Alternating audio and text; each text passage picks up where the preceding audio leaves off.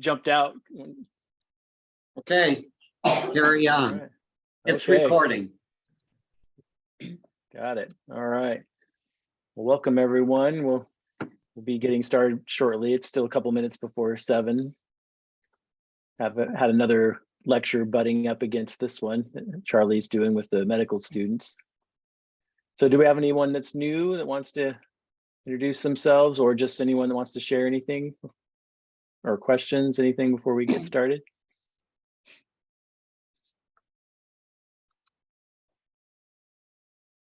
Lee, can you guys hear me okay? Yeah. Okay, I was there on and off, but then school was so busy. But today I saw a topic that like meal planning is like I don't really know what I should make for dinner, so I joined the class today. Oh, great. Okay, thank you. Glad to have you.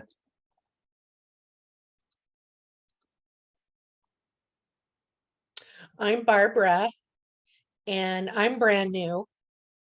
Barbara Reynolds. I'm brand new. My friend Diane has been talking about you forever and ever, and so I just thought I'd join in and see what it's all about. Great. Welcome. Glad to have you. Thank you.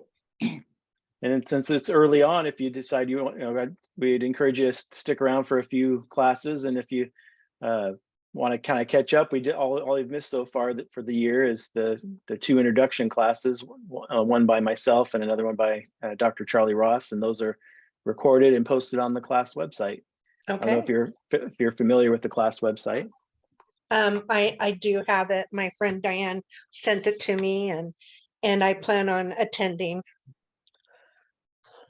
Great, and I'll be showing a little bit of some of the resources on the website when it relates to meal planning here tonight. So it'll be good. She talks highly of you. Oh, that's great. Thank you. And of this group.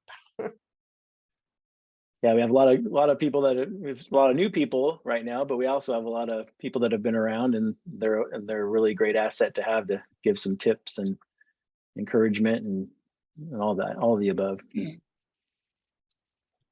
Scott, I don't know if it was you or who did the work to set up the 5013C, but I appreciate that. Unless they've streamlined the process a lot lately. It used to be take a significant amount of time and effort to do that. So yeah, Eric Colgrove did that actually. He filed the paperwork, and it's the person that was responsible for that. But it didn't sound like it was too laborious. But yeah, as of November 1st, yeah. Haven't seen anything about donations, but now that you're tax deductible, I know you're always saying there's no charge, but yeah, you may well just invite donations. Yeah, I can show tonight. I can show the Eugene Plant-Based Provider website, and there's a Patreon page we have up there. So I think I'm the only one that's donating so far. So myself to my own 501c3. But yeah, I can show where the link is for that. Okay. You can give. Only I guess one of the reluctances is that the Patreon, which is the organization that Sean who does the website, he has my picture's not showing. it only has an option for a monthly contribution, but you can do like $1 a month or whatever you want. So Thank you. all right, anyone else new? I think I see Cindy waving. You're muted. Do you want to share how you found out about the classes, or? There we are.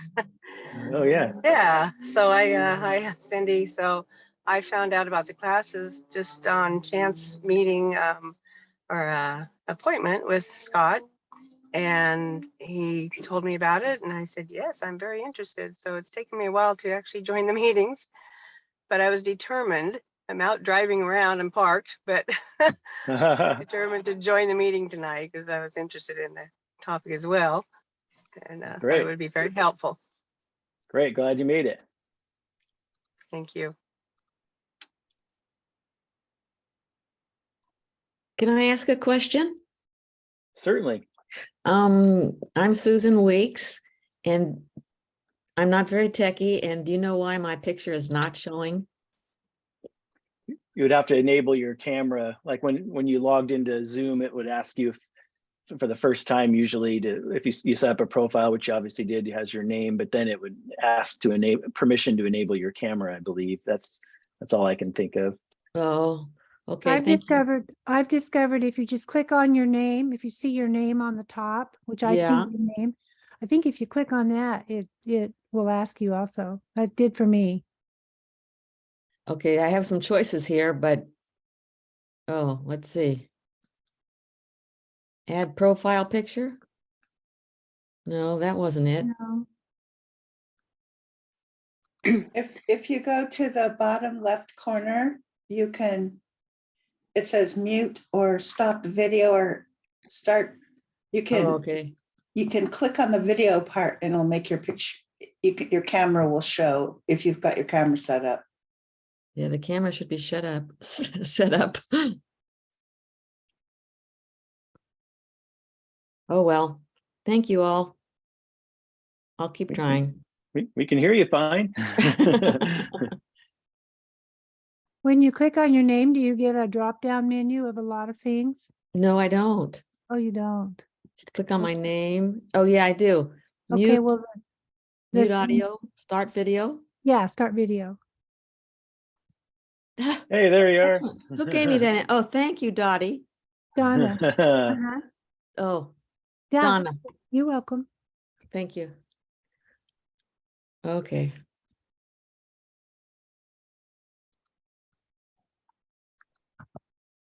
Anybody else that's new or has anything to share or a question? Just give it a couple more minutes before I start in, but I have an unrelated question. yeah, go ahead, Edward. I was in my chart earlier today, and you are listed as one of my care providers, but I've never had an appointment with you. So you have any idea what's going on with that? Yeah, sure, because yeah, usually I wouldn't pop up in my chart unless you've already had an appointment with me, unless you had scheduled one and it got canceled or something. That might still be in there. I don't know. Oh, maybe. Okay. That was just weird to see you in there, and it's like, huh? Yeah.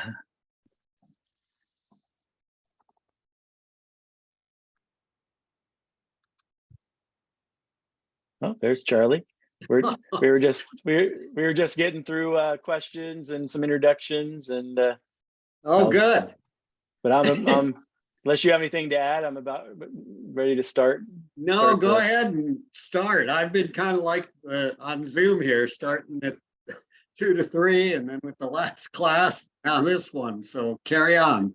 Yeah, I was telling them about the last class was butting up against this with the medical students. So Great. any last questions, comments before I jump in?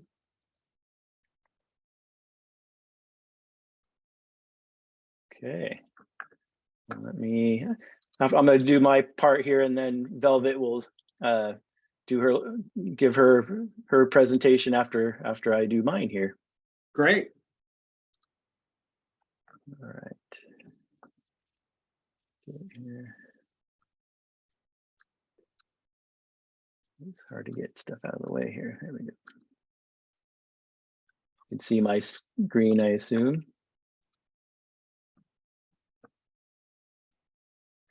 I Yeah, can it's see your nice. screen. Okay, I good. can see it. All right, so this is the homepage of the Live Lifestyle Medicine website. So just livelifestylemedicine.com. And just real quick, I just recorded a new tutorial a couple of days ago, so it's here. So if you want a full tour of what's all available on the website, just go to here on the homepage where it says website tutorial and click play right here, and you can just watch that. That's the full 15 minutes just on a tour of what's on the website. But here tonight, I wanted to start off kind of going over kind of the resources that are here targeting the meal planning, meal preparation and planning. So you know what's available here. And this class is being recorded, so you can go back and watch this part if you don't remember where everything's at, then I'm going to go over here. So I'm just going to start off with the main resources page. So if we click on resources, I wanted to start off with links to cookbooks. So right here, you can just click on links to cookbooks. And these are just some of the favorites that Charlie and I have that are actually, this is not cookbooks. This is just books. Apologize. I clicked on resources, then I clicked on books, not cookbooks. Next one down, sorry. Links to cookbooks. But those are other books that are related to the classes. But here's some of our favorite cookbooks. And the links to them are right here. You can just go, if you want to get it on Amazon or whatever, you can do that. And Charlie and I don't have any financial ties to any of these cookbooks. These are just ones that we've used and like. And so you can check those out, you know, because everyone kind of has their favorites. You know, a cookbook I might like, you might not like, and vice versa. So it's just like that with any way of eating. You know, some recipes and cookbook authors, you might, oh, I really like their stuff, and maybe someone else might not like it and might like a different one. So you know, always it's just a general recommendation, but these are always good, safe ones, because you know, a lot of times if you search on websites for vegan recipes, you might not be the best, because sometimes they'll have a lot of oil or a lot of salt added or sugar, things like that. And so we try to direct people towards whole food, plant-based cookbooks for as much as we can. And then let's go back to resources. Let's look at links to websites with recipes. And so if you click here, and meal plans, if you click here, these are just some of the websites that offer free recipes, and also meal plans, like the 21-day Kickstart. Also, Forks Over Knives has a meal planner. I think they charge a little bit for their meal planner, but a lot of these have most of these all have free recipes, so you can check those out. Again, with also some with meal plans. So that's there. And then I wanted to refer you to also a free plant-based cooking class that you can do. It's all online, it's free through Switch. So if you click on that, and you can sign up. And so if you're just trying to figure out how to cook more plant-based or how to do it, this is a free class that you can take, and they teach you how to like water saute, you know, sauteing without oil, and just how to put together meals and cook plant-based. So that's a good resource. And free is a good price, just like these classes. And then another one I want to show you here is plant-based meal ideas for traveling. So, you know, in some of the other classes, when we talk about, you know, the resources and stuff, we've mentioned, like in the plant-based quick start guide, they have a section on plant-based and traveling, and some of the other classes, people will give tips on how to eat plant-based when you're out and traveling. But this is a really good deluxe handout, really comprehensive, good article on what to do when you're traveling. So it gives all kinds of tips, equipment that you might want to have to do so, and just a lot of really, really good information. So wanted to show you that. And covering this up here. There we go. And then next, I wanted to show under handouts from classes, this section here, and meal planning ideas handout. So this is, I'm going to go over this in a little more detail. And let's see here. Meal planning ideas right here. Meal planning ideas, about 2/3 of the way down the list. And I'm going to open that. So I created this myself, and it's just, I want to go through this, just kind of some ideas for breakfast, lunches, and dinners on what you can cook, what you can do. And I have at the bottom, I'll have it referenced here. It says Plant Powered Families Cookbook, which was one of the ones that was on the cookbooks page on the website. So I have them referenced down here at the bottom, right there.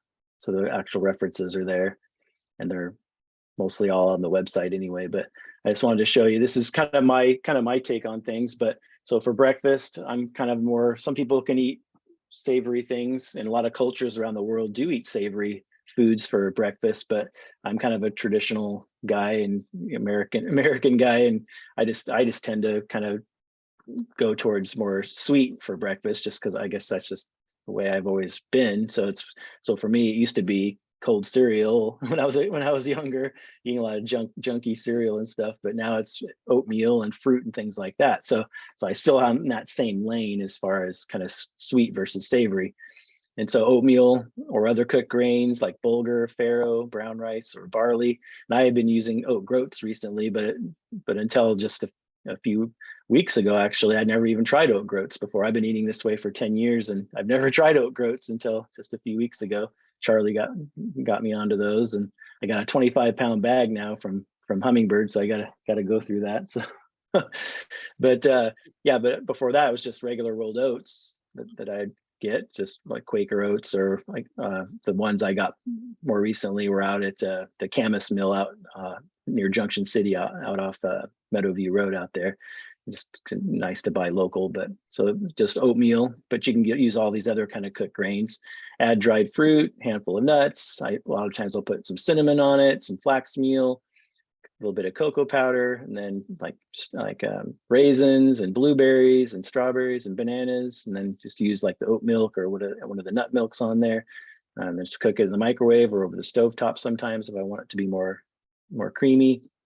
And so that's just an example of a breakfast. And then there's a cookbook recipe here for a type of granola you could make.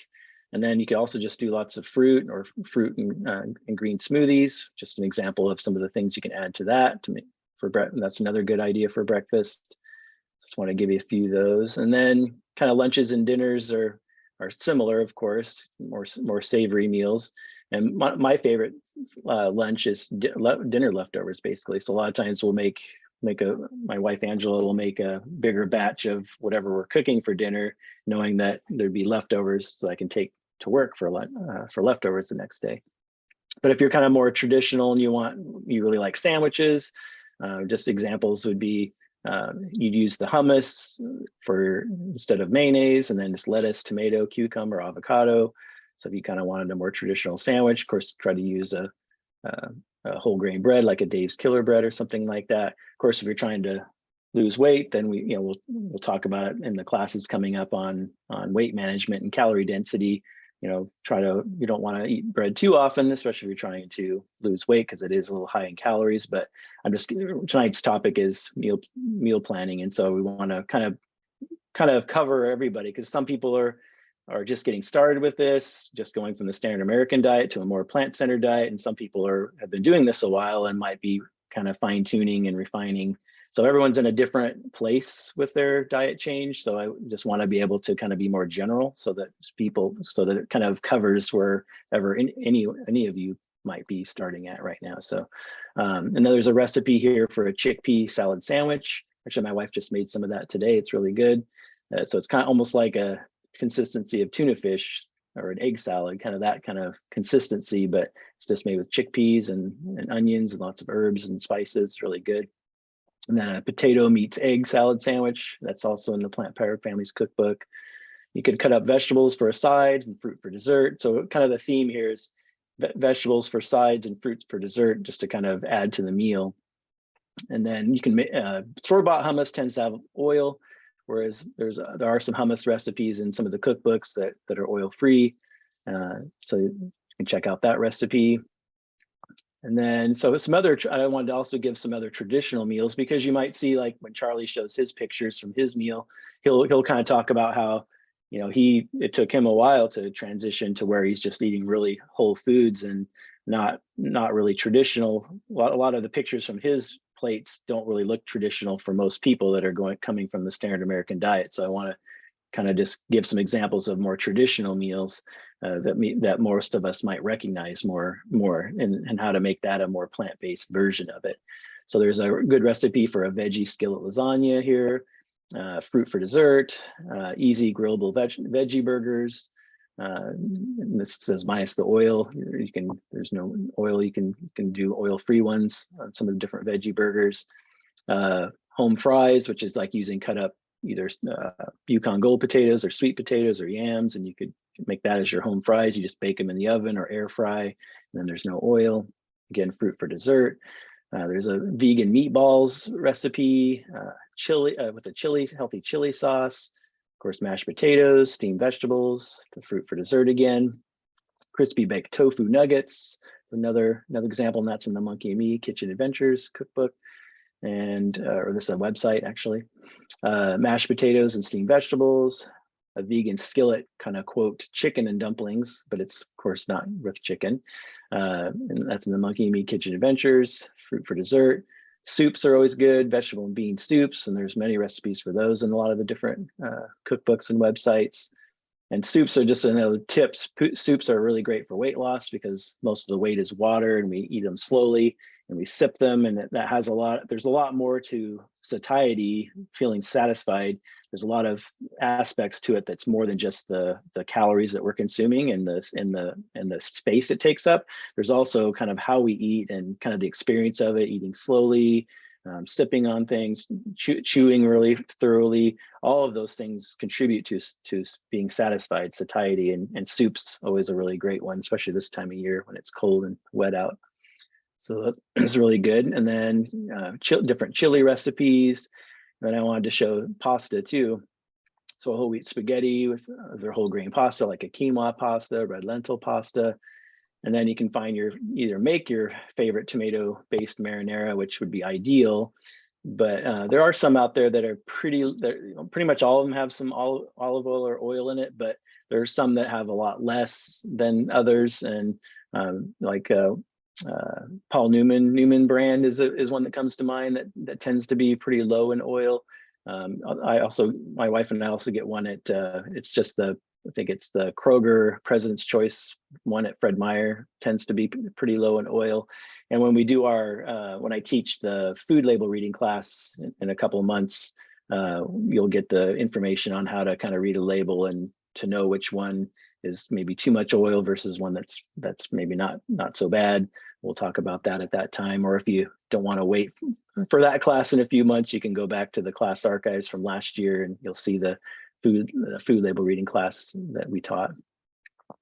And then so you take your favorite tomato-based marinara, whether you make it or buy it, and then you can stir fry vegetables like onions, mushrooms, peppers, zucchini, garlic, spinach, and you can saute those with vegetable broth or vegetable stock to keep the oil out. And that can go over your pasta. And then here's a tomato sauce recipe. And there's a creamy fettuccine recipe. So it's usually the creamier ones tend to use things like cashews to make it more rich. So you can use those. And there, of course, that would be no dairy. And then there's a mac and cheese. Of course, the cheese in quotes there because it's similar. It uses nutritional yeast and cashews usually to thicken up the sauce to make it more cheese-like. And then again, fruit for dessert. And then everyone knows about salads. And I think one of the big myths or misnomers about eating a plant-based diet is everybody always thinks that you just eat salads all the time, right? So it's like, I have a lot of patients that just try to eat salads for almost every meal. And it's like, well, there's a right and a wrong way to do salad. I think that, if you're gonna eat a salad before your entree, that's fine because it's really low in calorie density, takes up a lot of space, it actually fills you up, but only for a short time, especially if it's all non-starchy vegetables. And so that would be pretty much every vegetable except for your starchy vegetables, which would be your potatoes and sweet potatoes and beans, corn, squash, intact whole grains. Those are all starchy vegetables. So people kind of forget that, something like a bulgur or amaranth or brown rice or beans for that matter, those are plants too, right? So those are vegetables too, but those are the starchy vegetables. And so if you're gonna use salad as a meal and not just before an entree, like some of the other examples that I discussed there, is that you wanna make sure you have starch included with your salad to kind of fill you up. And so again, cooked grains, beans, nuts, seeds, baby red potatoes, avocado. Avocado's not really, it's kind of starchy, but just higher in calories and a little bit of fat. So if you're gonna put a little bit of avocado in there, that's good for flavor. But kind of think about those beans, those whole grains, nuts, seeds, and even the little baby red potatoes. You could boil up a bunch of those and cut those in half and throw some of those in your salad, because that's what's going to fill you up and make you feel full for a while if salad's going to be your meal. Whereas if you didn't include those starches, you'd an hour or two later, you'd be starving again because there's just not enough calories in non-starchy vegetables to sustain you long term. So I really want to emphasize that. And then also don't forget about potato as a meal too. This is a really great way to if you're just not really wanting to follow a recipe and just do something really simple. You can get, the Yukon Gold potatoes, the red potatoes, sweet potatoes, yams, and just bake them in the oven or throw them in the microwave. And then you can open up a can of beans, $1 can of beans, and dump a half a can of beans on there. You could stir fry some veggies and throw them on there, leftover vegetable soup on there, some red sauce, salsa, just whatever you have laying around, you could throw on the potato, and that would be a meal right there. And there's also a really great recipe in the Forks Over Knives cookbook for a tofu sour cream. We have that in our fridge at all times because I put it on my salads to go with like just a little balsamic vinegar. That's what I do a lot for a salad dressing. And I want to show you a list of oil-free salad dressings in a little bit too. But so I put everything I would have put sour cream on before, burritos, tacos, my salad, a potato, whatever you used to put sour cream on, you can use the tofu sour cream. So that's really great. It's really easy to make too. And then there's a recipe for creamy lentil curry. Then there's also stir fries, because these are more traditional things people think about eating.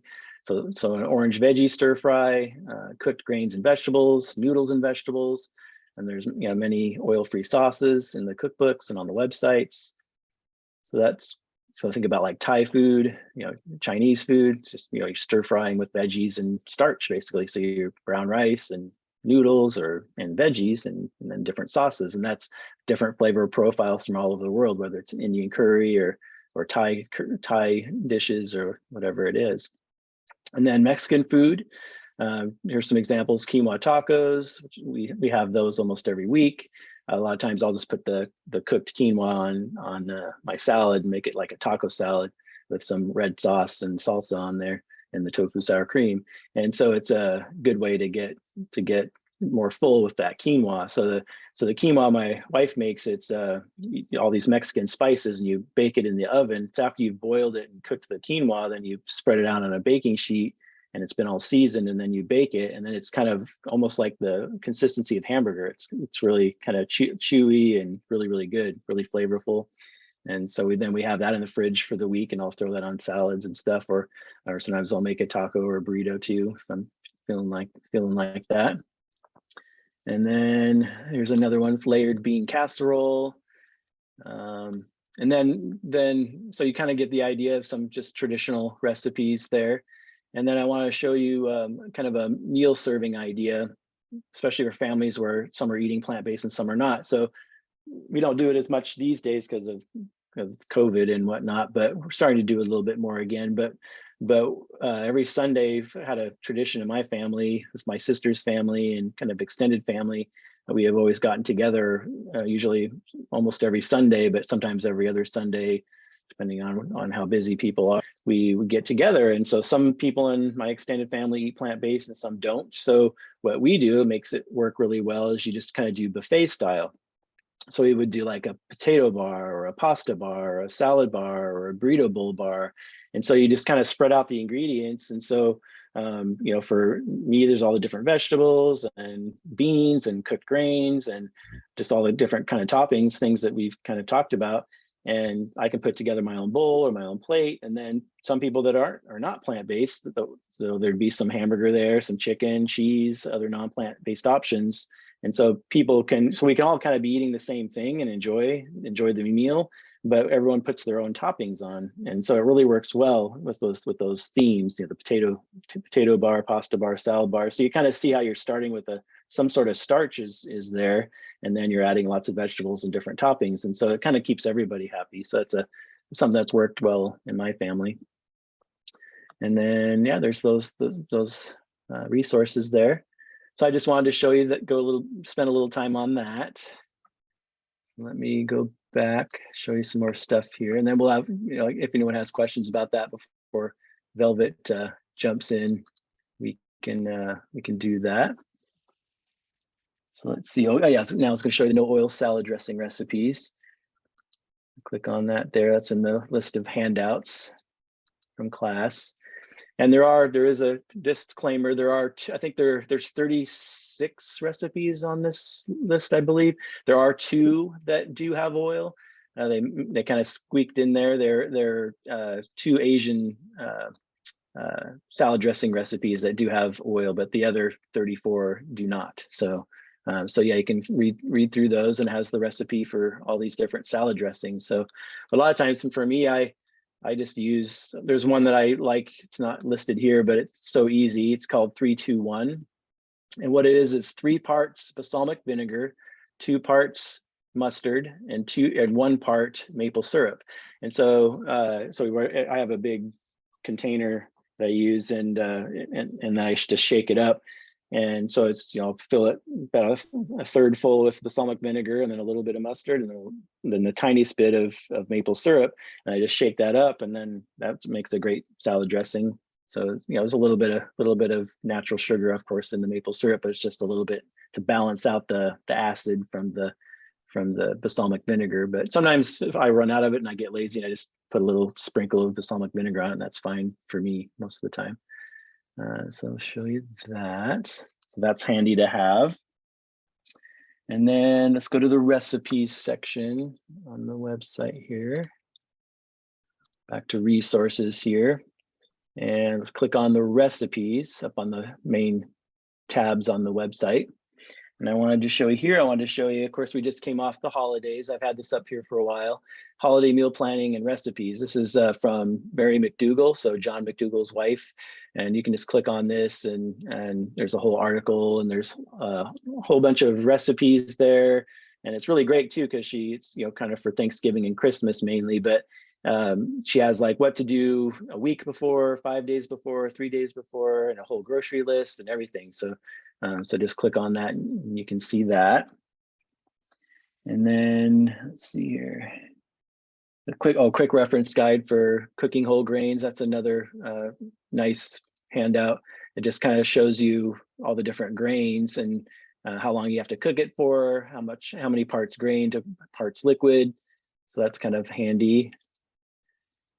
And then cooking tips and tricks. Oh, this is another one. So similar to the holiday meal planning, but this is also by Mary McDougall, because she's been cooking this way. John McDougall's wife's been cooking this way since the 1970s. So she's had a lot of practice. And this is a really great handout. I've been giving this article to my patients one-on-one in the clinic for a lot of years now. And she has tons of different tips and tricks here. So how to saute without oil.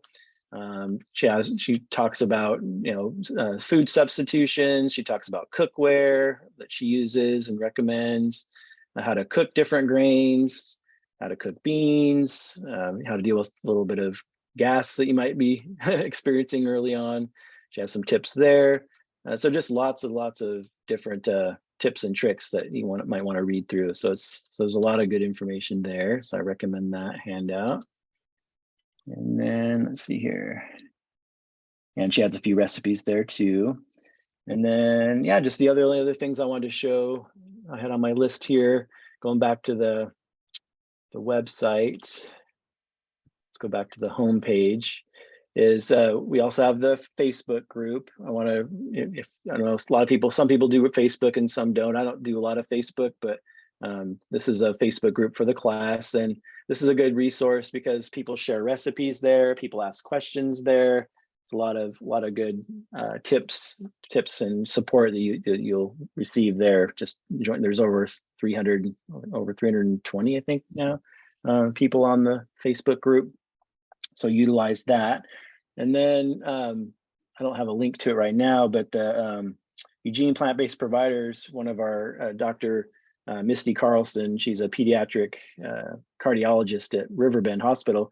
She started this Instagram page for Eugene Plant-Based Providers, and there's lots of pictures of different meals up there and recipes and stuff. And she's just getting that kind of going. There's a few up there now, but if you're an Instagram person, just search for Eugene Plant-Based Providers, and I wanted to show you that website as well, Eugene Plant-Based Providers. But yeah, Instagram, if you're an Instagram person, you can get some resources there as well, recipes. But I wanted to show you, here's the actual website for Eugene Plant-Based Providers, the 501c nonprofit that and Charlie, Eric, and I started, and we have 39 members now. And a lot of you are already familiar with this, but we have all these different resources on this website and upcoming events. We have the movie social coming up next month on February 25th. Let me click on that. You can sign up for that just to get that, so we have an idea. Oh, it's not wanting to load. Maybe I have too many things open probably. But anyway, let me go back to the website.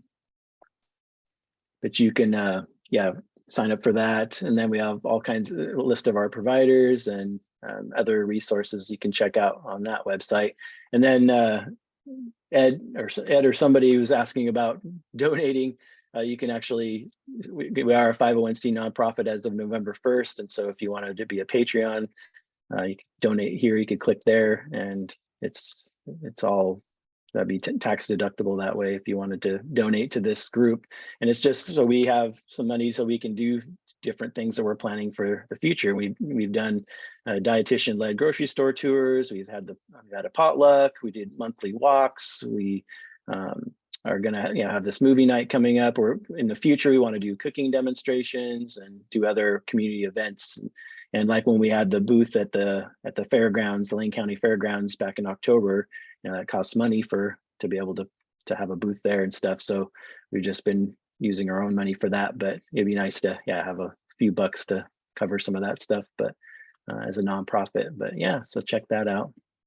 And I think I'm done. And before we move on, does anyone have any questions, comments, want to see any of those resources again? Again, you can watch the recording if you forget where stuff's at, or you can also watch the website tutorial here that I recorded. It gives you information on where stuff's at on the website. What is the website address to get to all these resources? It's just livelifestylemedicine.com. Oh, okay. Yeah, and if you're not, I recommend if you're not already subscribed to the weekly newsletter, that's a good way to you'll always have the link to the website, link to the classes, everything if you're not already subscribed. But yeah, just livelifestylemedicine.com. And then the Eugene Plant-Based Providers is just eugeneplantbasedproviders.com. I had a quick question, Scott, on your breakfast, and you had a variety of grains, bulgur, farro, brown rice, etc. How does that cooking time work for you when you put those together? Do you have to vary the cooking time on those? To be honest, I've never done them all together at once. I've done, yeah, but you can. I know there's somebody in class that does the Brule, like Dr. Greger's Brule, and I think they just do it in an Instant Pot, and it doesn't, I don't think there is, when you do it in Instant Pot, I don't think it matters. You just put the right amount of, you just put the grains in and then the water just until it just clears the grains, and then I can't remember how long she cooks it, 40 minutes or something like that. And I know when I do my groats, I put in, because I make a lot, I put 2 cups of groats in the Instant Pot, and then it's 3 cups of water, and then it cooks on slow, normal for 40 minutes, and then it does slow release for 30 minutes. And then, then it's perfect. And that's on the Instant Pot setting? Yeah, just on the regular setting. Normal pressure, whatever it builds up.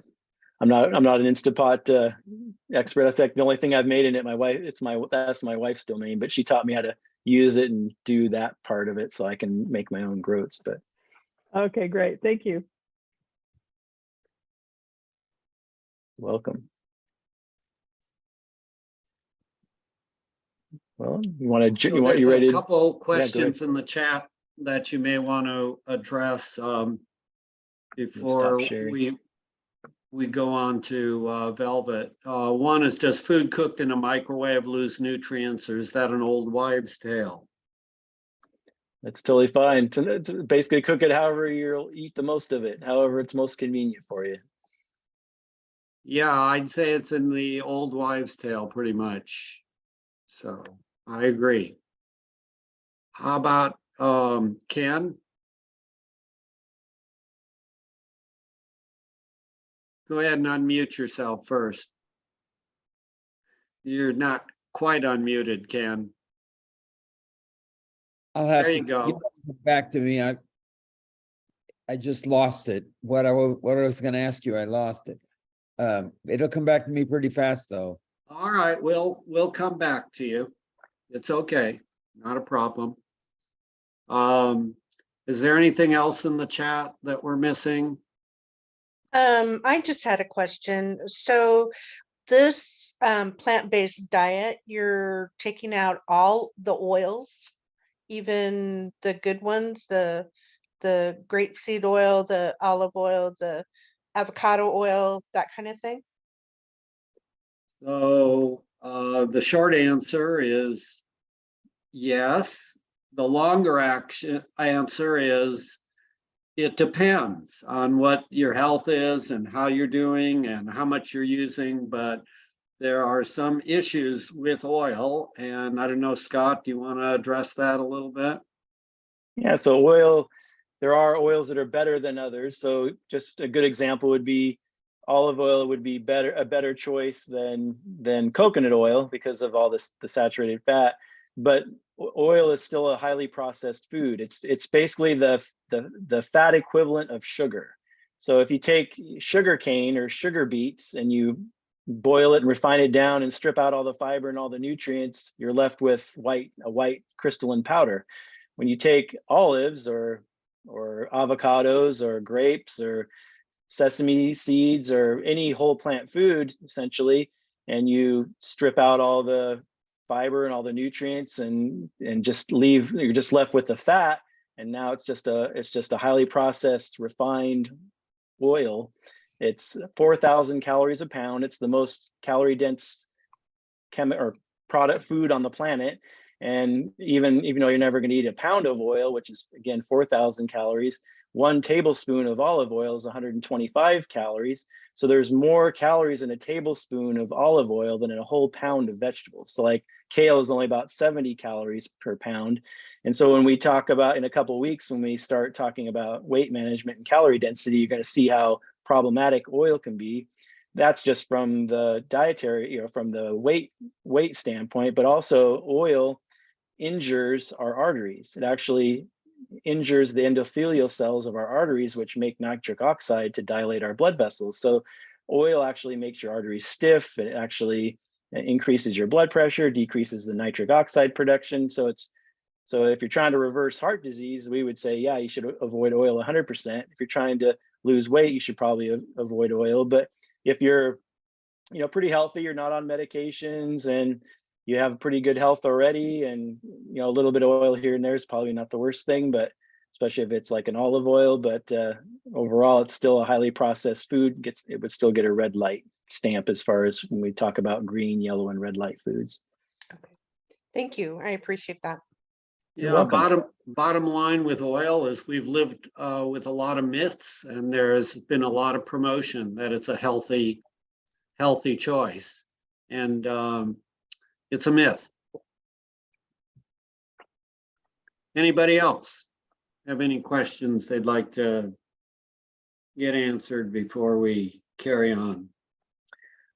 Yeah, as far as someone asked about the movie night, if we're gonna have masks, we'll have to wait and see what it's like when we get there. I mean, people can wear masks if they want.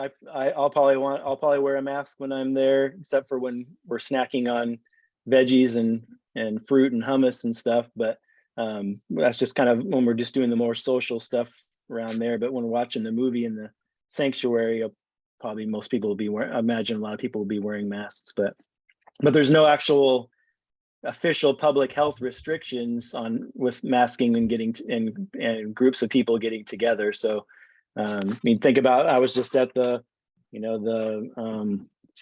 at Christmas time, I was at the fairgrounds for the not the whatever it was, the holiday, I forget what they call it, holiday fair. We walked around and there was, some people were wearing masks, but there was hundreds of people there. So, but yeah, so I think it'll be whatever your personal choice is, whatever you feel comfortable doing next month for the movie night.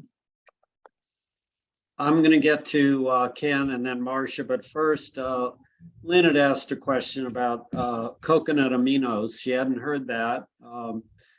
There's soy sauce, which has a high amount of sodium, and coconut aminos have less, but you got to check the bottle and look and see what the amount of sodium in the coconut aminos is. It does provide a flavor, which is good. We use that when Christine makes tofu, puts a little coconut aminos with some nutritional yeast, and it really does add to the taste of the tofu. But make sure you check and get the bottle with the lowest amount of sodium content in the coconut aminos. So Ken, you're unmuted. Just tagging on to what you just said. Soy sauce, you did mention, is very high in sodium. Does it, you know, we've been kind of practicing with the fact that we don't like to use any processed or converted soy products. And so I wonder, do we run into the same problems with soy sauce? Is that a good reason to not eat it? Well, you're not eating soy sauce as a food. You're eating soy sauce as a flavor. Eating food as something as a taste or a flavor may not be nearly as problematic as making a food choice. Now, that may not be true when it comes to aspartame or some of the sweeteners. You can use small amounts for flavor, and they can cause you significant problems. But by and large, using a small amount of coconut aminos or maybe even a little soy sauce is probably okay. You just don't use a lot of it.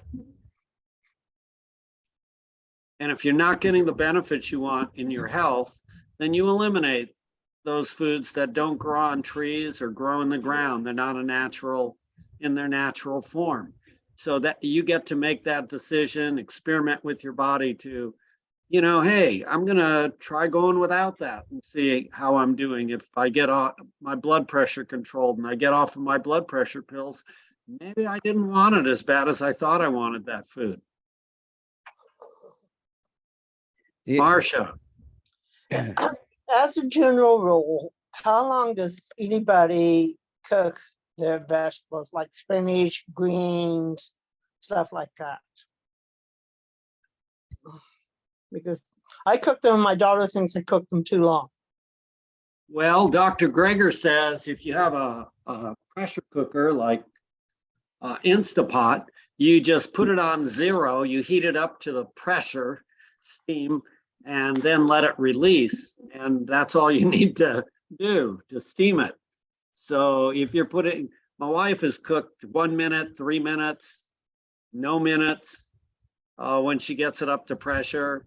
And it depends. If you got really big Brussels sprouts, then you might need to cook them for 3 minutes before you get them soft. Otherwise, they're going to be pretty crunchy.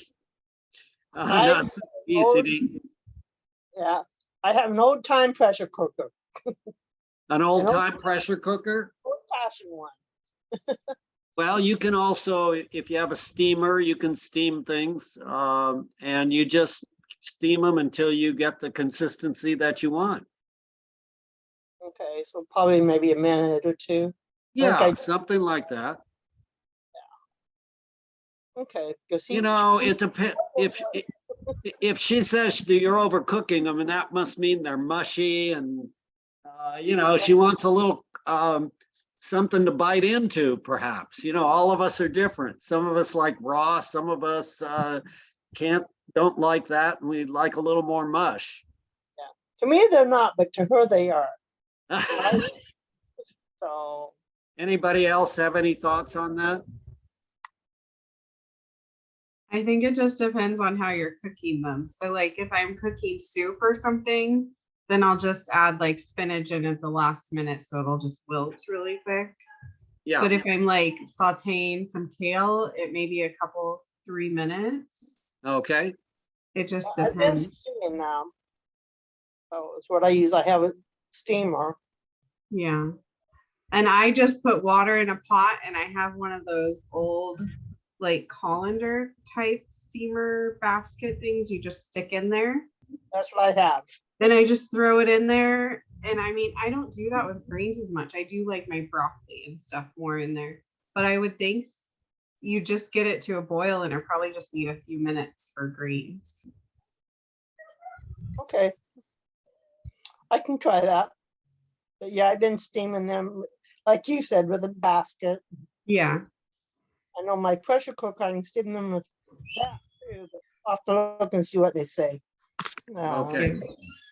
All right. I think It's a good Ken, you have segue. one more question, and then we'll get on to Velvet.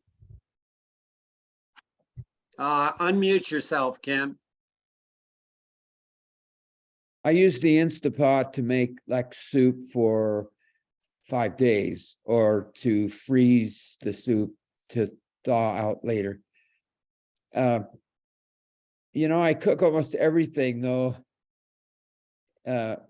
Sometimes the air fryer for appropriate things, but I cook almost all the time with a rice cooker. At this point, I'm just feeding myself. I'm just cooking for myself. So a rice cooker is the perfect size, and it's got that basket so I can cook like beans underneath or groats underneath, and then a vegetable above. So what I'm getting at is, I wish I had a Instapot that size so I could use the pressure cooker thing.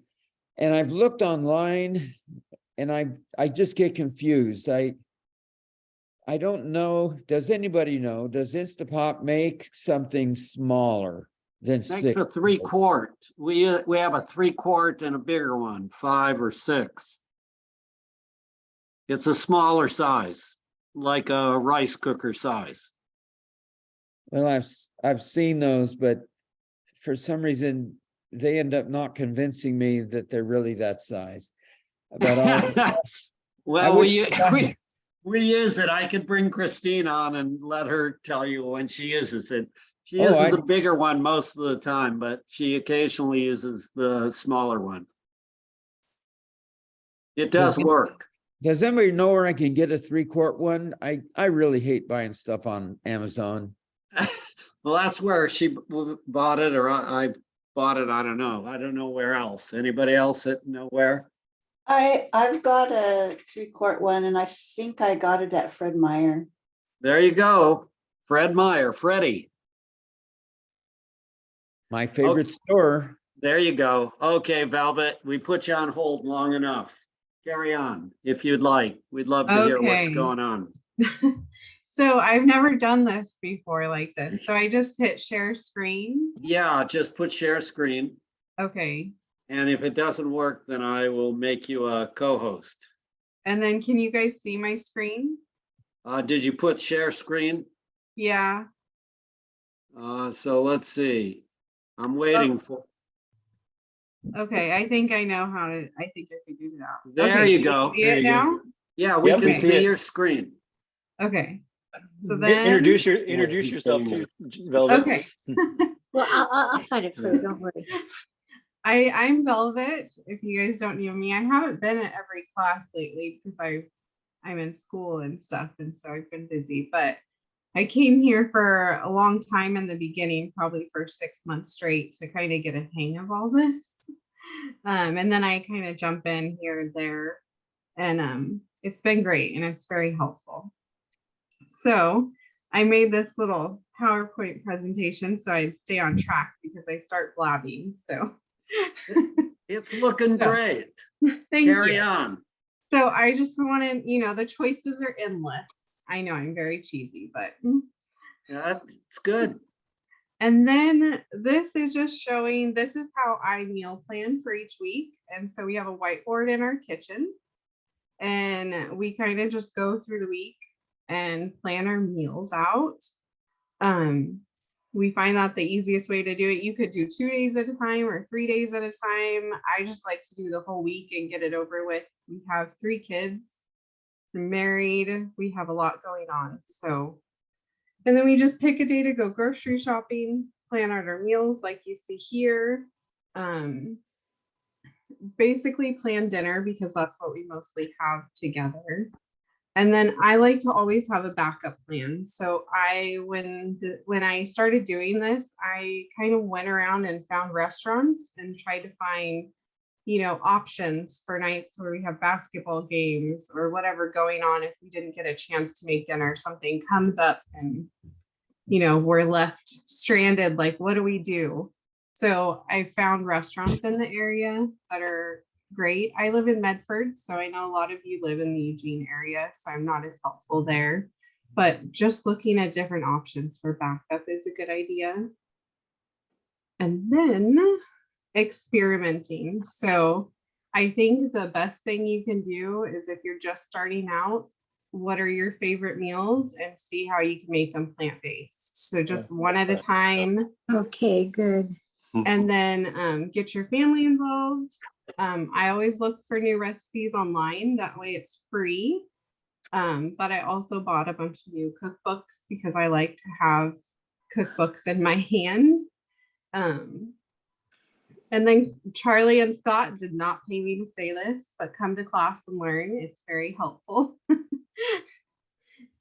I had to ask so many questions before I got a hold of this. Like, oh, I can eat as much fruit as I want and I'll be okay. I'm not gonna, go into a sugar coma or something.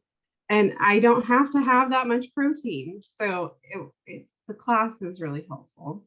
And then, like I said, research restaurants around you for backup. Or if you're going out to eat, it's okay to say, hey, can I choose the restaurant this time and take your friends to go try new food? Like, it's nice to do that. And then I just put together some things that we maybe have for breakfast, lunch, and dinner. So breakfast, smoothies, tofu scrambles, oatmeal. I like to put potatoes in the air fryer because I really love fried potatoes. And so since I don't cook with oil as much anymore, the air fryer is a great way to do oil-free stuff. And what I was going to say about smoothies, I think people think of small smoothies when they're doing this and then being very hungry. So when I make a smoothie, it's a big smoothie. It's probably got 2 to 3 bananas in it, 3 or 4 dates, maybe a cup of pineapple, 2 oranges, like it's a lot. And maybe sometimes I'll put some greens in there. I always usually put flaxseed.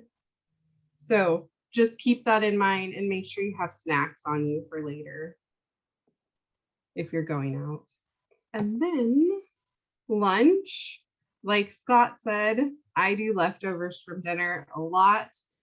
That is always a go-to for me. And then salad, I like taco salad. And so we'll make quinoa with make quinoa on the stove and then put a can of beans in there and a can of corn and some taco seasoning. And then I'll just put that on a salad with some salsa and some cut up tomato and onion. And then also like stir fry bowls, we always have leftover rice or quinoa or millet in the fridge to use. And so I'll just saute some veggies if I'm at home. And then just throw that over rice or whatever we have. And then sandwiches, if you eat bread, it just depends on where you're at. But the no tuna sandwich, the chickpea thing is really good. We took that to the snow one time with the kids. The kids love it and it's just easy. Put it in a separate container and just throw it on some bread and bring up some cut up veggies to add to it or sprouts or whatever. And then I really like ramen. And I know this sounds crazy because you don't think of ramen on a plant-based diet, but they're the store here, and I'm sure you guys have one up there that sells like brown rice noodles. And I'll just boil those in vegetable broth and I'll saute some veggies. I put the veggies in a bowl first. And then I put a couple handfuls of spinach in, and then I just pour the broth and the ramen over the top, and it just wilts the spinach in, and it's really good. And then for dinner, Is that Katie, Charlie? Oh gosh. Say hello. Hi, Velvet. You're doing really good. Thank you. I'm so nervous. I was like, that doesn't look like Christine. Anyways, sorry for the brief interruption. And then dinner. I think everybody's familiar with spaghetti, and I think everybody's used to eating spaghetti. So I think that's a great one to make plant-based that everyone's kind of used to in the household. And then having like steamed veggies or salad on the side, soup, stews, stir fries, baked potatoes and veggies, like Scott said. I like making nacho baked potatoes, and the kids really like that too. So I'll make like a cashew cheese sauce and salsa, some beans, whatever, and throw that on top of a baked potato. And then we love tacos in this household, as Katie knows. And so we always have tacos, but you can, if you're not eating the corn tortillas or flour tortillas, whatever you eat, then you can just put it in a bowl, make rice, and put everything that you'd put on a taco in a bowl, and it's really, really easy. This picture right here, I'm sure is confusing people, but it's portobello mushroom. And it's from the Fiber Field cookbook from Dr. Bolsevich. And it was delicious. And it looks like steak, but it is portobello mushroom, and you smash it in the pan and make it kind of flat. And then mashed potatoes and like the garlic kale that he has in his cookbook. And that's really good. And then always have bananas.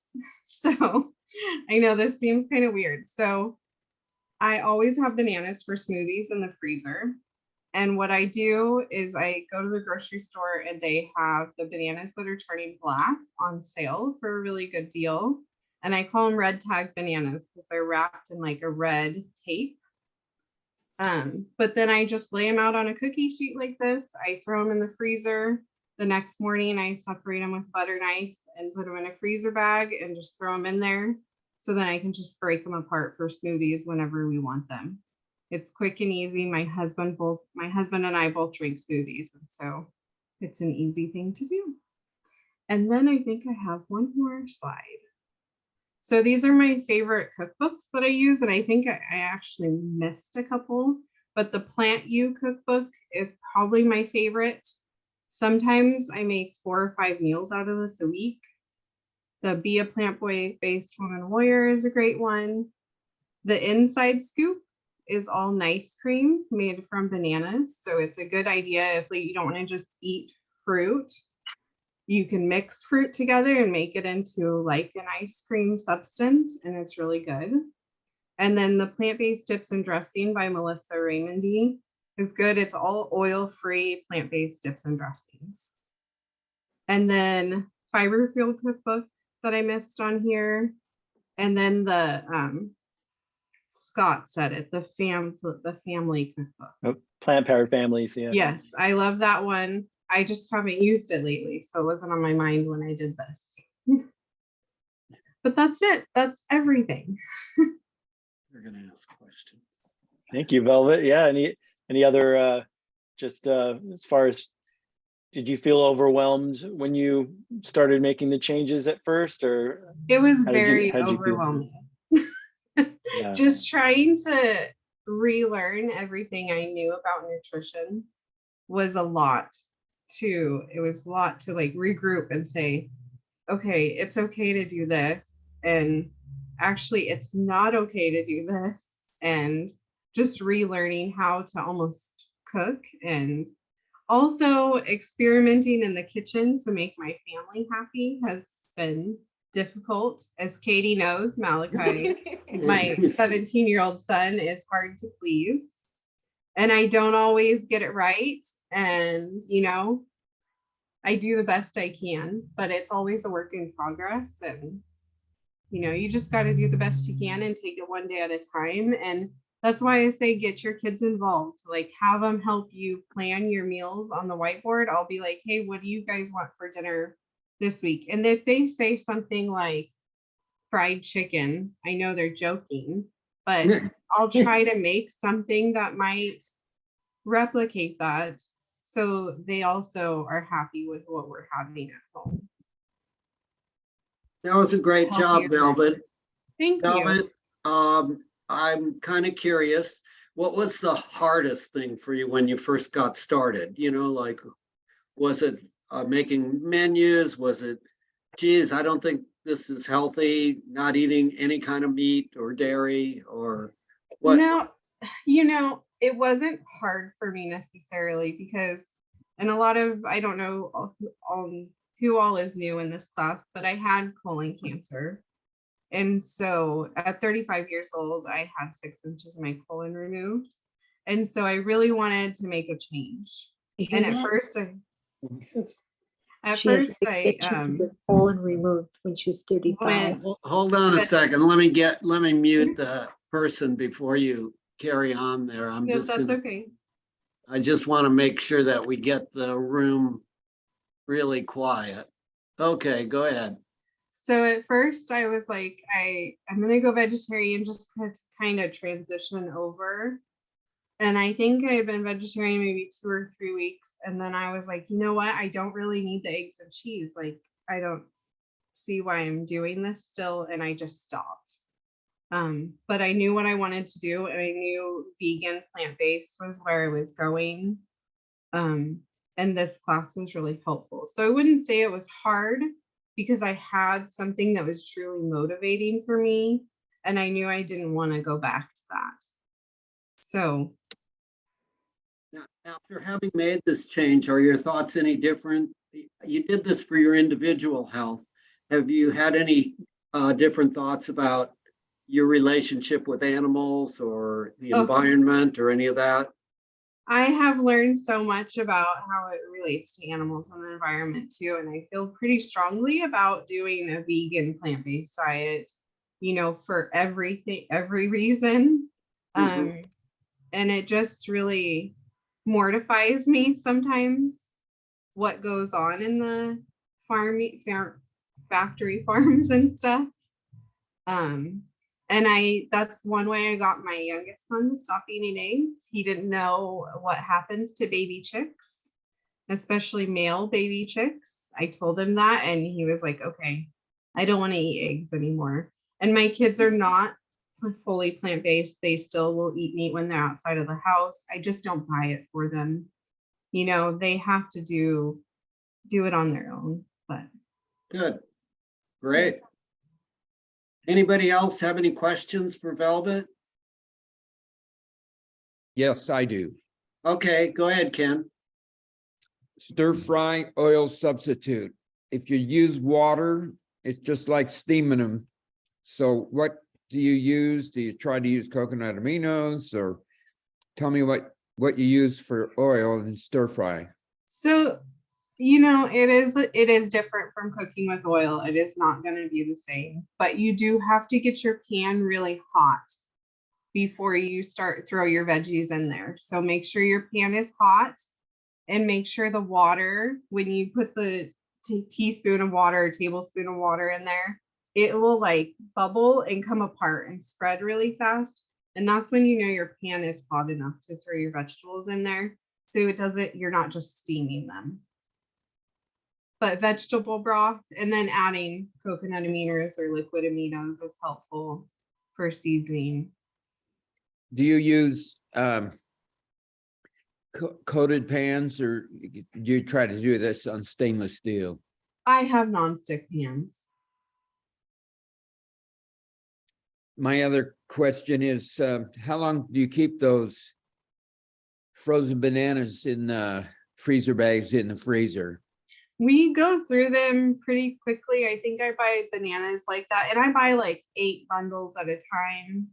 So I buy a lot of bananas, but probably 3 weeks or so. But I've never had to throw them away because we use them fast enough.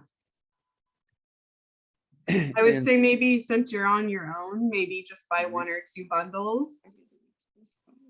And I think they could stay in the fridge for a couple months. I don't know. Scott, do you have any input on that, or Charlie?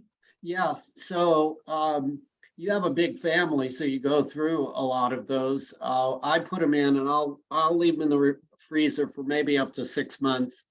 Mhm. And then if we haven't used them, then we'll kind of move the stock. There's only 2 of us, and I usually save that for when people want to treat grandkids or someone. Yeah. And one last question for Velvet. Okay. You've talked about I go to Medford a lot, Mm-hmm. and you've talked about a vegetarian restaurant behind Fred Meyer's. Yeah. And you're talking about the one on Crater Lake Highway. No, the other one, South Fred Meyer's. Okay, what's the name of that vegetarian restaurant? It's actually it's an all vegan menu. And Charlie's been there. It's called Rooted. ROOTED. My mouth's watering. It was Katie's really been there good too. the time that I went down there. So Marcia, did you have a question? I know your hand's up, but it doesn't look like you're there, but now you're there. Unmute yourself. Yeah, I had to get back over here. Has anybody in the Eugene Springfield area tried that Laughing Planet restaurant or heard of it? I've had it when I've been in Eugene. And Katie's had it too. I just had that for lunch today. It was really good. It's I go good. to I've eaten there too. I think more salt than needed, but it's good. It's, good backup plan just in case. Yeah. Okay, because I've been wanting to try it. I wasn't sure how good it was. Like, I'm not going back cornbread. I know that. I haven't yet. For people in the Eugene area, the Veg Salad Craft restaurant is really good too. They have a lot of really good vegan, oil-free options. Which is it? It's called Veg Salad Craft. Oh. Where is it? I'm actually not sure. I think it might be on Willamette. I've always just ordered it and had it delivered. So Laughing Planet, if you tell them you want less salt, they will make it for you with low salt. Good to know. I've gone to the one in Beaverton, and I didn't know there was one in Eugene. Where is it? Laughing Planet, I don't know. It's on Blair, like about right. It's like right across the street from Sweet Life, pretty much right there. There are 2 Laughing Planets in Eugene. One's also on by Market of Choice, 29th in Willamette. We So ordered we should out check a lot from them. Christine's house tonight. For the fun of it. Yeah. What did it have in it? That sweet potatoes. Yeah. Okay, we'll just tell them what you thought. So Katie went to this special restaurant tonight. And it was at Grammy Christine's house. I thought it was pretty good, but she can tell you about it a little bit. Yeah, it was like almost like a quinoa salad, but it was warm. It was baked with sweet potatoes, and then we had a kale salad with apples in it. It was really good. Only it's not a restaurant that you can come to, Ken, unless you become a relative somehow. I am a relative. Yeah, that is very true. So Is this your house or someone else's? yeah, it's my house. Katie is my granddaughter.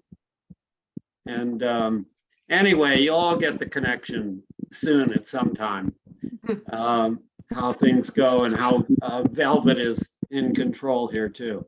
That was really fun listening. Anybody else have any thoughts or questions about food choices, What's on your mind? We're going to cover food, the same topic next week too. I know Charlie and Christine have a lot they want to share. Well, as well. no, yeah, they do. And I have a few pictures that I want to share with you about some foods that we had this week. Yeah, you're getting some thank yous for sharing, Velvet, from the community here. They love you, and we do too. And then Meryl has a hand up, and then Ken. Meryl, go ahead. I really have taken to heart something that I heard on Chef AJ's broadcast. Yeah. And so many people view the way we eat as missing out on something. And instead, it's really important to reframe it as that you get to eat all this delicious food while not killing yourself. It's all healthy and you're adding to the quality of your life. So you're really not missing out. And, you know, once you give it up for a while, the fake food, real food is delicious and you really are not missing out on anything. So I just want to put that out there. That's a wonderful point. You know, the bottom line is I hear so many people who are just starting out. I can't give up meal. I can't give up cheese. I won't give up my meat. It's that, you know, giving up something. But really what we're trying to promote here is reaching toward something that will bring you health. And that can be tasty. It can be fun and bring joy to your life, which you didn't realize. And so thank you for sharing that, Meryl. Ken.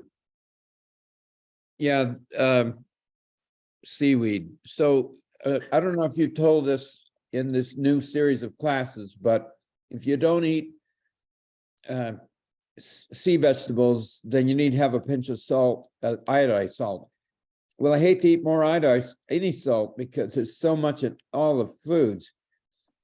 So give us some advice on how to make seaweed palatable to people that are totally disgusted by it. So the first advice I'll give you is the first time I ever tasted seaweed in the form of dulse, it was so obnoxious. I swore I would never eat it again. It was gross. It had a horrible taste. I thought I couldn't even throw up. But then I read through the science. I learned a bit more about the value and the benefits. And so I decided to fake my body and brain out by incorporating little bits of this into soups, in little bits into salads where it was hidden and it escaped me, except it didn't escape my taste buds. So after about 10 or 15 attempts at introducing this food secretly, even though it wasn't completely secret, but I couldn't really get that obnoxious, potent flavor. After a while, it started to be okay. And now, after doing it for a couple of years, it's like I crave it. And why aren't we putting some dulse in today? Well, we ran out and we didn't order it, and whatever it is. Same way with wakame and nori and any of the other sea vegetables. If you don't want to do sea vegetables, you just can't tolerate it, and you don't want to go through that gradually introducing it in your diet, you can do pinches of salt. You can do up to 2/3 of a teaspoon of iodized salt and get your iodine for the day. And the other option, I think Scott took this other option, and that's what? Yeah, I took it. Tablets. Yeah, it's made from kelp. Yeah, it's an iodine supplement made from kelp, and it's yeah. So it's just I take that instead because I'm pretty salt sensitive, so I can't really add salt to things. So I just take a iodine supplement. But So I do occasionally eat some vegan sushi, you know. So I'll get a little seaweed that way, but not reliable enough, not often enough. So I take the iodine supplement. So Scott's solution is more than adequate. He's getting 150 micrograms is the the dose on a daily basis that you should be getting somehow. Okay? So do you get that at the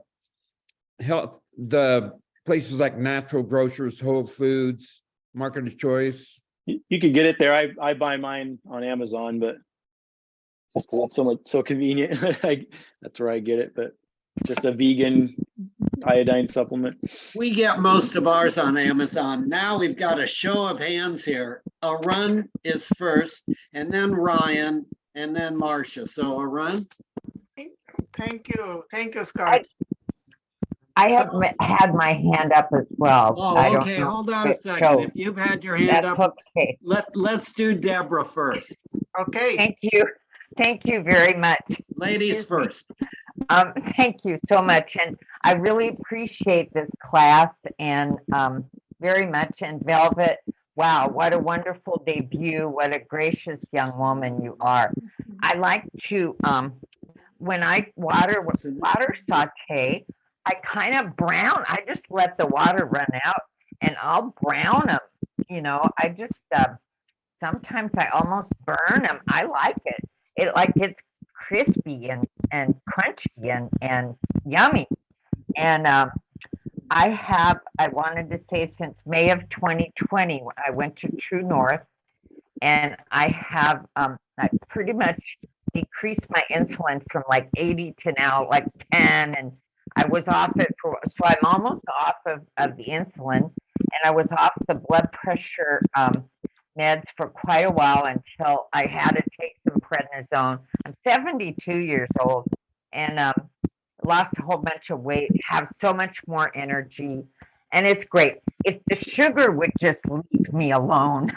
I think I'm addicted to sugar still, but I'm working on it. So thank you for recharging my new year here. This is a really great way for me to get back into it. Thank you for sharing that. How about Arun? Yeah, thank you, Scott. My question is, I have tried some seaweed, but just recently I heard that when you eat something like a seafood, like fish or such, you are getting a lot of chemical pollution in your body. So I'm glad that you brought that up because it was in the news tonight, and you get so many PCBs and so much pollution toxins from the fish that you should not be eating it, particularly around major cities or in the Great Lakes. Those are really highly concentrated, polluted, contaminated fish. As it turns out, eating seaweed is low on the food chain. So the seaweed doesn't have near the contamination. The contamination accumulates when the seaweed is eaten by the small fish, and then you get a little contamination in the small fish, and then the bigger fish eat the smaller fish, and it goes on up the line. And when you get to the biggest fish, you've got a huge amount of this pollution. So you don't want to be eating those big fish, but eating low on the food chain, the algae, so far has been considered safe. okay, thank you. You're very welcome. How about you, Ryan? Yeah, Jesse wanted me to ask, can you get your iodine through Himalayan salt? I don't believe so unless it says iodine in there. I think Himalayan does not have iodine. So I would really check on the bottle that you're using or call the company and make sure. Okay, thanks. You're welcome. And then Marcia. Scott or Charlie or where do you buy your growths at? Well, At Hummingbird. Hummingbird, but I just saw them the other day. They actually have them at Market of Choice in the bulk section. So I don't know about Winco, but I know at Market of Choice they have them in the bulk section. But it was about the same price as with Hummingbird to get in the big bag. But I haven't seen it in a lot of different places. But yeah, that's the two sources I know about. The other source is Natural Grocers generally has growths. Okay, all right. And this is Dolly. Yesterday I saw growths on the top shelf at Walmart, right up above the oatmeal. Okay. That's the first time I've seen it there. All right, thank you. And someone said Sundance has them also. Groats Okay. are the in food this month.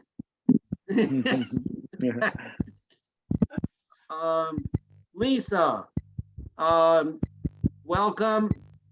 Did you have any news about book clubs or Facebook or anything you need to relate? Because next week you're gonna share some of your recipes, but maybe you could give us a comment or two. Sure, yeah, nothing really different than last week, but we will have our first book club meeting on the 26th. So if you still want to join, we're reading the Mayo Clinic Guide to Stress-Free Living. You still have time to join. Just feel free to email me and I'll send you the Zoom information. And then the Facebook is just always there. It's for you. So please join that too. And then if you feel overwhelmed or you feel like you need a little more one-on-one assistance, I'm here for personalized health coaching. So you can also just email me for that too. And all of these things are just ongoing. So whenever you're ready for it, I'm here.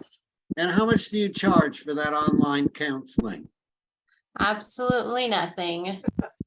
It's a great experience for me. So you're doing me a favor by letting me talk to you. Okay. And several of the class participants have really appreciated Lisa's help. It's been beneficial for them. We're down to 5 minutes. I just have one more thing to say. Well, we want you to be able to get it out because feel free to carry on. I think I should have added this in my little presentation, but I think the most important thing with doing this is finding your why. So find your reason, whether it's health, environment, animals, whatever is important to you. But I think that helps you stick to it. You know, I love that because I love my partner in crime here, Scott, who uses that line all the time. And it rubs off. We learn things from our mentors. And I'm glad that you are sharing that with the class. Thank you, guys. You know, we always tell people, every time you reach for a food, ask yourself, is that going to help you reach your goal or your why? You know, whatever goal you have or why you're choosing to do this. And if you say to yourself, I don't think it is, find a different food.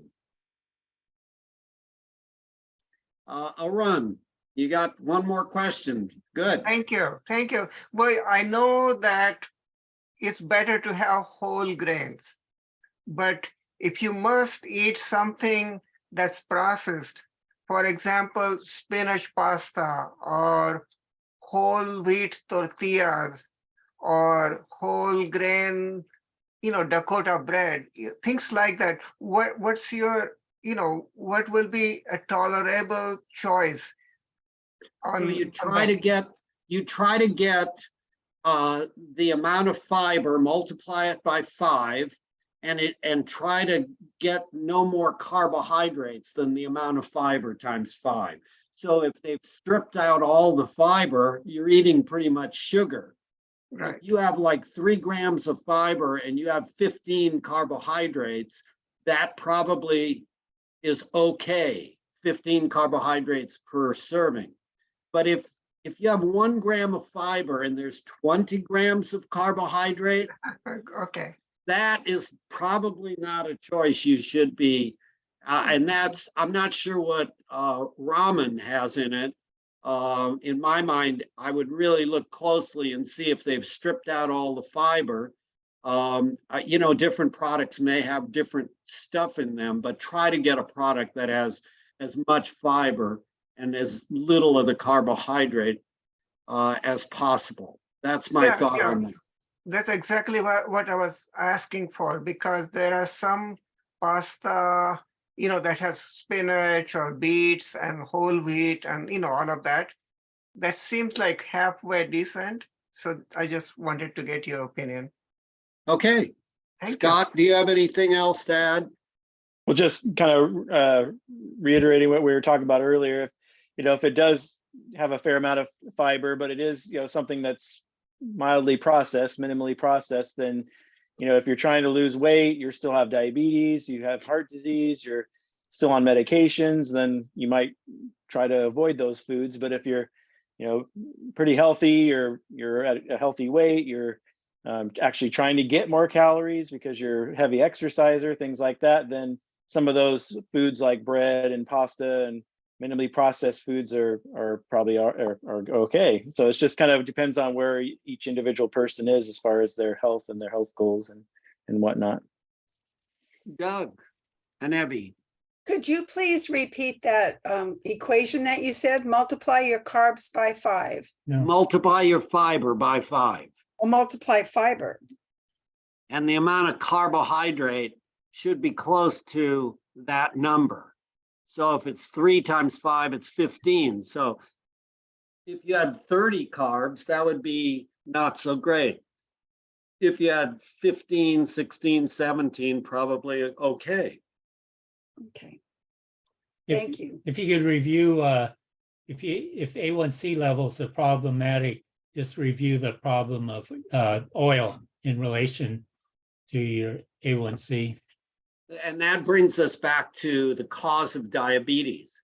The cause of diabetes is it's insulin resistance. And what's the insulin resistance? It means when the insulin comes up to the cell and it says, open up, let some sugar in. If you have too much fat or oil in that cell, then the insulin won't work. It's like putting gum in the lock. And so it's gummed up, too much fat in the cell. So the more oil that you have or fat in your diet, the more insulin resistant you're going to be. And so where are you going to get your oils and fats? You're getting them from what? All animal products, a lot of processed foods, and you're even getting them from some other foods like nuts, like olives and avocados. They have a high quantity of fat. So be careful about how much of those you're ingesting if you want to reverse the diabetes. If you're strictly staying away from most of the nuts, except for maybe a tablespoon of flaxseed, and you're staying away from too much olives or too much avocado because they're really high calorie density, a lot of fat, then you're going to probably be getting about 10–15% fat in your diet. Kate. So my 13-year-old son and I watched Forks Over Knives over the weekend, and he's really wanting to try this plant-based lifestyle now. But he asked a question this morning that I wasn't really able to answer, and that was, why are eggs bad for you? And are they bad for you? I don't eat them anymore, but he loves them, so. Yeah. Sure, I love questions like that. So it's you can take any food, and when we talk about if a food's healthy or bad, it's always relative to something else. And so I can just take a food and give you the pros and cons of it, and then it's also helpful sometimes to compare it to something else. It's like, well, can I eat this? Well, it could be a better choice than something else you're eating. So is an egg healthy? Well, compared to bacon, it's healthier. So an egg is healthier than bacon because there's a lot less fat in the egg than in the bacon, and less saturated fat than in the bacon. But the downside to eating an egg is, one, it doesn't have any fiber. And we all know, you'll learn from these classes, that the nutrient deficiency in the American diet is actually fiber, not protein. Everyone gets 2 to 3 times more protein than we actually need. And there's plenty of protein in the whole plant foods, but going back to the fiber, there's no fiber in eggs. And so you're missing out on an opportunity to eat fiber. And then of course there's cholesterol, especially in the yolk. And then there's also animal protein, which stimulates something called insulin-like growth factor 1, IGF-1. which we know I thought she IGF-1 would is a like cancer promoter. to see it. And it also has branched chain amino acids, which is also associated with cancer and diabetes and heart disease. So it's basically, it does have some nutrients. It does contain calories, and so I guess you could say it provides. And actually, the egg industry, because they get subsidized, they have to divulge everything. They have to be truthful in their advertising. So Dr. Greger on nutritionfacts.org, he has videos on eggs, and he actually says the egg industry can't even say eggs are healthy. They don't have enough science to say they're even healthy or health promoting in any way. So that's an interesting video you could watch on nutritionfacts.org. But yeah, so it's got cholesterol, it's got a little bit of saturated fat, it's got the animal protein with the IGF-1, which is the cancer promoter. It doesn't contain any fiber. And then per calorie, it's pretty low in nutrients compared to, fruits and vegetables and beans and whole grains and things like that. So you're better off avoiding eating them. But again, it's better than eating a donut or a piece of sausage or bacon. Awesome. Thank you so much. Yeah. Thank you for the question. So man, we've gone another hour and 35 minutes, Scott. It just flies by. We're just so excited to have all of you in the room. There were 55 people today. Sometimes I get a little competitive. I started out in Roseburg, and the class size was 3, the very first class I ever had. Then I went to 20, then to 80, then there were 120. We had to split the class. Well, Roseburg has continued on the class, and this last couple weeks, they started a new class. They had 100 people. So Roseburg is a smaller town than we are here in Eugene. And so I'm feeling a little deflated that we don't have as many as they have down there. So I'm going to have to go out and knock a few doors, beg a few people to attend these classes. And so if you happen to run into somebody who you think might be interested, encourage them to come along and share their thoughts. And if we have to start a new class, we'll do that too. Anyway, it's been very fun. We're grateful for all of you. Scott, thank you. And Velvet, thank you. And Lisa and everybody else who gives their input. All the rest of the members, you're great. Can you give us a little info on the movie night? Okay, the movie night. Yeah, it'll be on Saturday, February 25th at 2:00 at First Christian Church of Springfield. It's on the in the newsletter that I send every week, the information, as well as in the upcoming events on EugenePlantBasedProviders.com website. And encourage people to sign up. Have 23 people signed up so far already. So we can get about 70 people in there, but we'll see. We'll see how things are with COVID. But I think if you want to wear a mask, you'll feel free to. We'll have some snacks there, some fruits and vegetables. It's just watching about a 45-minute documentary. The rest of the time we can just socialize and connect, because we do all these Zoom classes. It's nice to be able to see some people in person. I'll be wearing a mask because I wear it even going into the market these days, just because I'm a doctor and I'm used to wearing a mask.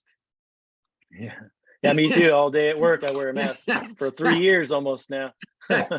No big deal for me, but could be for others. Any other people who are chiming in? Did we miss someone? Velvet, go ahead. Charlie, I think you ruined my ramen dream. Did I? Oh no. Yeah. So this is what I buy. It's like rice ramen. Yeah, go ahead. So there's only 1 gram of fiber. And how many carbs? I don't want to tell you that. But 26 grams of carbs. But the only ingredients are organic brown rice flour, organic white rice flour, and bamboo extract. I'm just trying to save you from having those sugar spikes. I know you love them, but you know what though? What? I have a worse sugar thing with oatmeal than I do with this. Well, I think I get hypoglycemia because you have all the vegetables with it. Oatmeal. It's probably because you have all the vegetables with it, so that would calm the spike more than say fruit would with oatmeal, for example. I see. Yeah. Yeah, Dang that's it. it. Well, That's it. this is healthier than those white ramen noodles. It's for my healthier than kids, at white least. sugar. At least for maybe my kids. I'm sorry to do that. I wasn't sure. I haven't seen ramen for a long, long time. I wasn't sure what was in it. I'll keep looking. Okay. Kudos to you. Thank you again for a good job. Thank Well you. done. You guys Yeah, it have was a great. good night. On helping That was great, others. Velvet. Thank you. All right, everybody. Until the See you next next time. Keep Good at night. it. Enjoy. Have a fun Right. week. Thank Bye-bye. you. See you next week. Bye. Scott, thank you. Yeah, you're welcome. Good class. Yeah. Oh.